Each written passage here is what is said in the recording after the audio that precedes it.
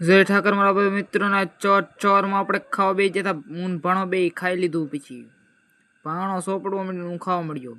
આપણે જે ઢોર પાસે 10 વાગે સુધી ઢોર બેહરવાના હતા ને પછી આપણે જવાનું હતું